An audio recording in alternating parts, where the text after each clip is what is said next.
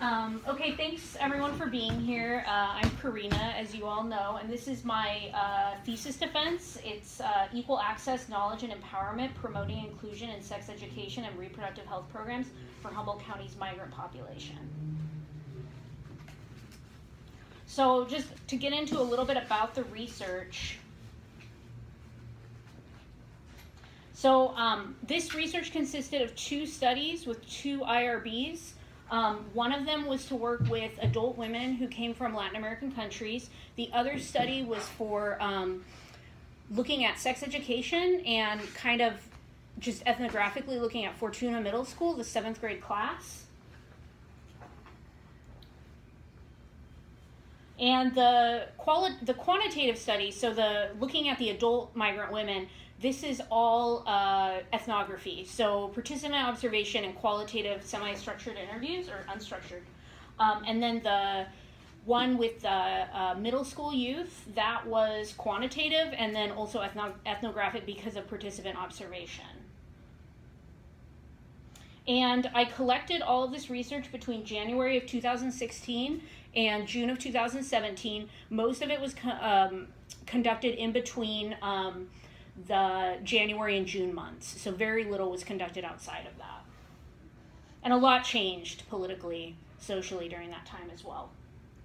And the location, so all my participants are Humboldt County residents, my adult participants, and they ranged, their area of residence ranged from McKinleyville to Rio Del, I think mostly concentrated in like Eureka, Fortuna, Eel River Valley.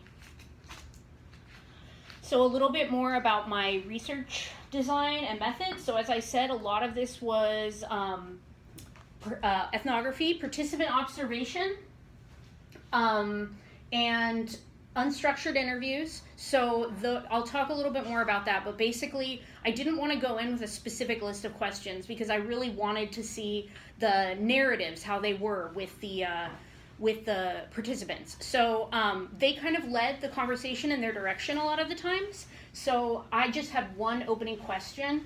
And I say that I have elements of autoethnography, although Mary told me it is not an autoethnography because I have my own experience in it somewhat to talk about the context for me as a researcher and how my life experience and kind of like, I wouldn't say beliefs, but how my life experience is like kind of informed a lot of my research.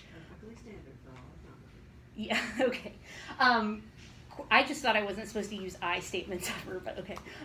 Quantitative survey was done with middle school students, so that was combined with participant observation. I made the study based on the population and the time that I spent with the youth, and to kind of like figure out a way to gauge certain questions to get the information that I wanted to a 7th grade population, like 12 and 13-year-olds, so it was understandable to them, and so it made sense. And I combined that with, I'll talk more about what else I did with that.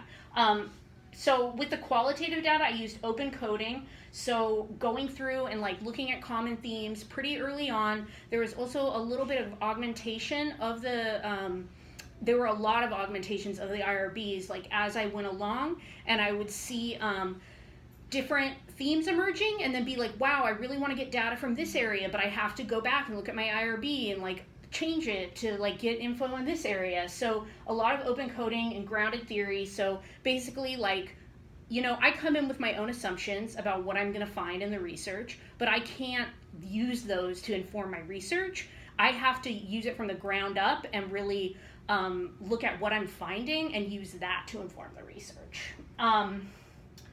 So my participants, the adult participants, were recruited in a very kind of a large scope of ways.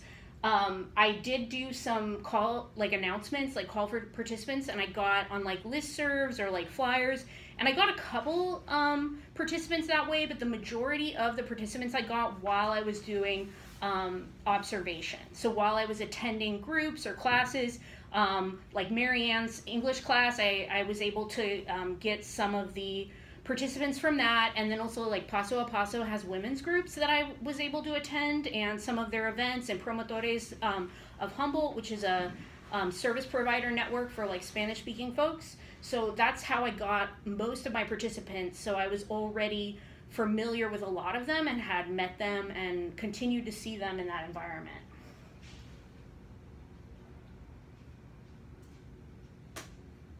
So the research question that was like leading for my adult participants: what have been your experiences or perceptions of access to sexual reproductive health services in Humboldt County? And then from there, the conversation was really led by the participant. Sometimes this was a challenge because some people went into the interview like expecting me to just keep asking questions. So it was really hard for them to just kind of tell their story. And I also had to make a change from your personal experiences to your perceptions, because a lot of people wanted to talk about secondhand stuff and not really about their own experiences.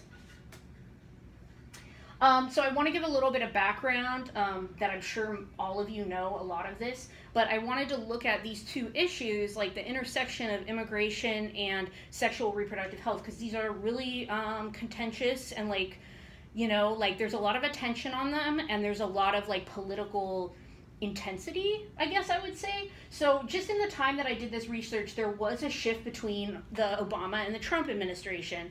And under Obama, you know, Obama created DACA, but there also was a record number of deportations during his presidency. And under Trump, obviously, like one of his main platforms was racism that he ran his platform under. So the elimination of DACA, like deporting people is like his big thing, and like, you know, the Muslim ban, the wall. So that definitely kind of changed a little bit of the vibe between the qualitative interviews. I think I did 6 before Trump was elected and 9 after he was elected, and it definitely came up, although I think that a lot of those themes are really common and they're going to be consistent, like regardless of who's in office.